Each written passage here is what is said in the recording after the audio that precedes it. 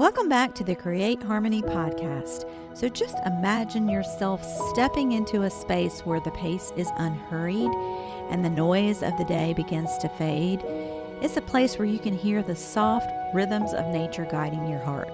Well, this is that space, a place for you to find your intentional rhythm, to savor life's blessings, and to use the gift of imagination as a way of listening to God.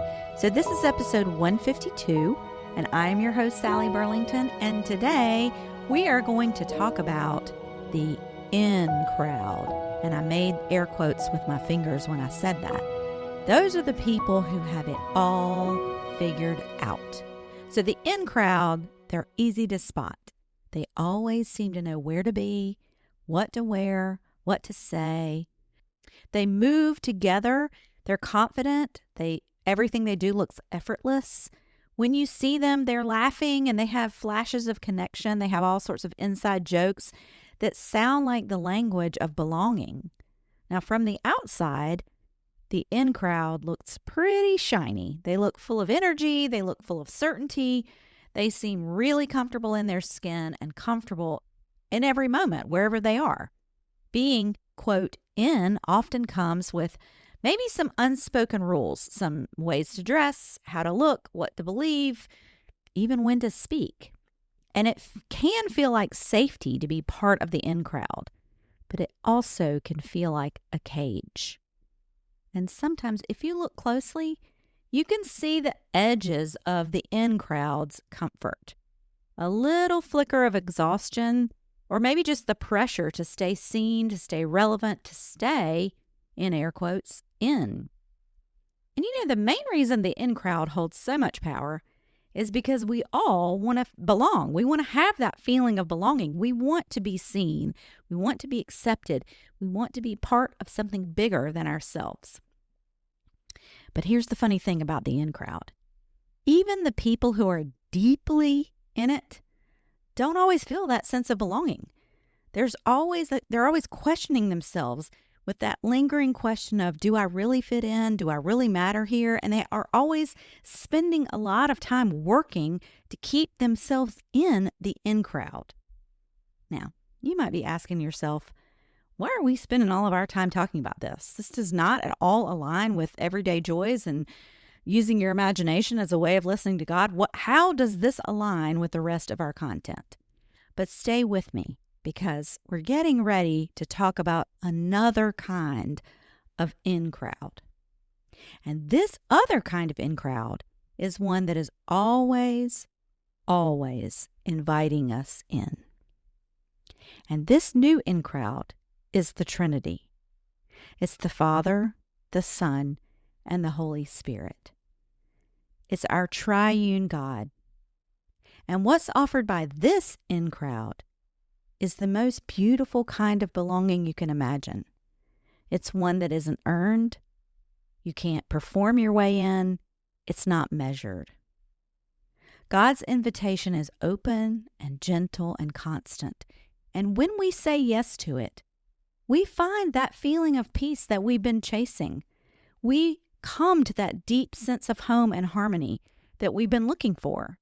A few weeks ago, we talked about finding a sense of home and knowing where you can be yourself. And this is what it's like with this new in crowd. You don't have to work to stay in this crowd. You're already wanted. You're already loved. You already belong. And just hearing those words gives me a deeper sense of peace. So sometimes I think we get a little bit confused about what it takes to be, in air quotes, in with God. We think we need to follow all the rules. We got to go to church every week. We got to read our Bibles. We got to volunteer. We got to believe all the just right things. But if you look closely at God's in crowd, none of that is true. You might want to do some of those things in order to hear God's voice more clearly, but none of those things are required because of grace.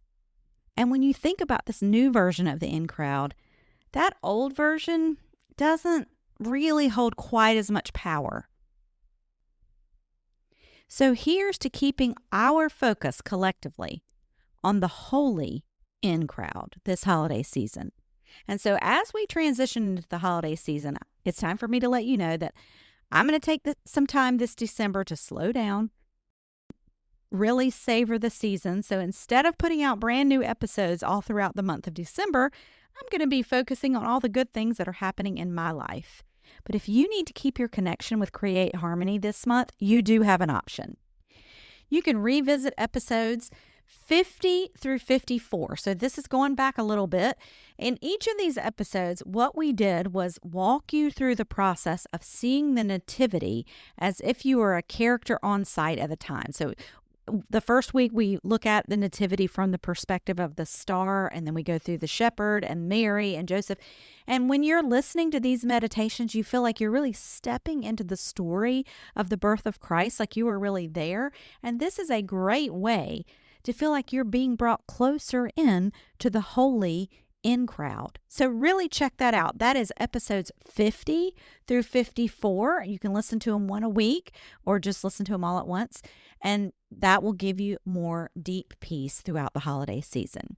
Now, don't forget, our seasonal series is still on sale. It will be a wonderful gift for the holiday season. It's a collab with Petal and Pink, our mental wellness boutique friends. If you want to learn more about that, you can go to mycreateharmony.com and find out all about how you can get a seasonal series box for yourself and everyone on your holiday list. So thank you so much for joining us today, and thanks for joining us every week. We are thankful for each and every one of you taking time to listen in and to join our conversation. We look forward to sharing more goodness and more everyday joys in the new year, and we know that will come before you can blink. And until next time, peace.